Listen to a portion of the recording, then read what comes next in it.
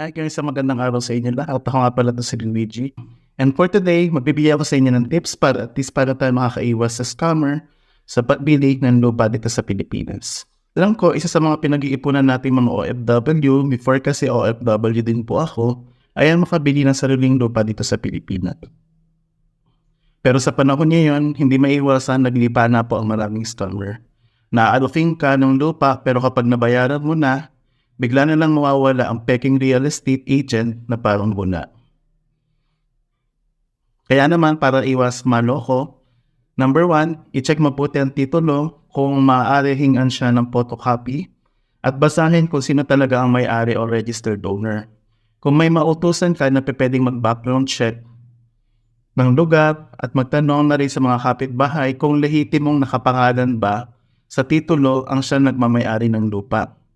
Pwede mo rin namang i-check sa real estate broker o real estate salesperson kung developer naman ang nagbebenta. Yun namang sumangguni sa Department of Settlement and Urban Development kung ito naman ay may license to sell at in good standing.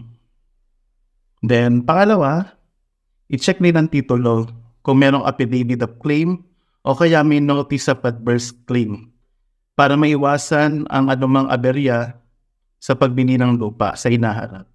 Pangatlo, puntahan ang binebentang lupa kasamang nagbebenta or kung may kakilala kang geodetic engineer. Ipaturo sa nagbebenta kung saan ang talaga eksaktong location at ibigay sa geodetic engineer ang titulo or yung photocopy para at least mabasa niya yung technical description upang malaman natin kung saan ang eksaktong lokasyon ng lupa, eksaktong lawak nito, at malalaman din kung ito ba ay may right of way.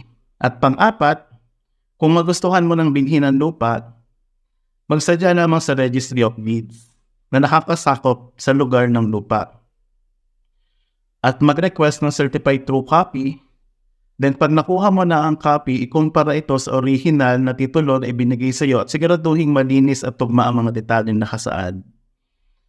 I-check maigi kung may mga annotation, kagaya ng adverse claim, lease pendants, o nakasanda pala ito na nagre-reflect sa certified true copy. At ang ikalima, magtungo sa assessor's office. Dala-dala ang title na photocopy, ipakita ito sa kinauukulan at mag-request ng tax declaration para malaman kung nababayaran ba ang real estate at kung hindi, alamin kung magkano ba ang dapat bayaran. Alamin din ang TIN number ng registered owner. Kung magsadya lamang sa BIR o sumangguni kung ito ba ay may open case. Alamin din kung ang TIN na ginagamit din ay para sa negosyo kasi baka covered ng VAT ang TIN niya. At ang ika-anim, kung ikaw naman ay nakapag-desisyon ng bilhin ng lupa, hingiin mo sa registered owner ang kanyang titulo, yung title na mismo. At sumangguni sa abogado para sa legalidad ng transaction. Magpa-sign ng deed of sale sa harapan ng notary public, mag-request ng real estate official tax receipt sa registered owner, at ibigay ito sa Treasury Office para makahingi ng tax clearance para malaman kung updated ang tax payments sa kasalukuyang taon. Nililinaw ko lamang, ito lang po ay base sa aking personal na karanasan, kaya mahalaga ang may kaalaman. At kung may mga katanungan kayo o suggestion, maaari lang po mag-comment sa video na ito.